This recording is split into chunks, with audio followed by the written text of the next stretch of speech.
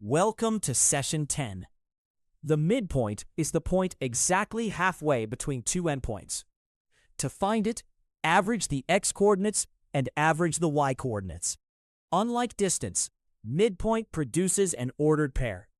Today, we will find midpoints, recover a missing endpoint, and locate centers of coordinate figures.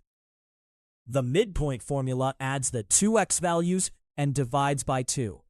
Then adds the two y values and divides by 2. Treat the coordinates as separate number line averages. Do not mix an x value with a y value, and keep the answer inside parentheses as an ordered pair.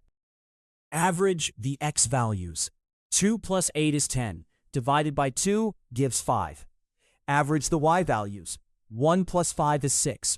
Divided by 2 gives 3. The midpoint is 5, 3. Each coordinate lies between the matching endpoint coordinates, which is a useful reasonableness check. Distance subtracts, squares, adds, and takes a root. Midpoint adds and divides by 2. Distance returns a length, such as 5 units. Midpoint returns a location, such as 5, 3. Read the requested quantity before choosing a formula. One endpoint is 2, -1, and the midpoint is 5, 3. Double the midpoint, then subtract the known endpoint.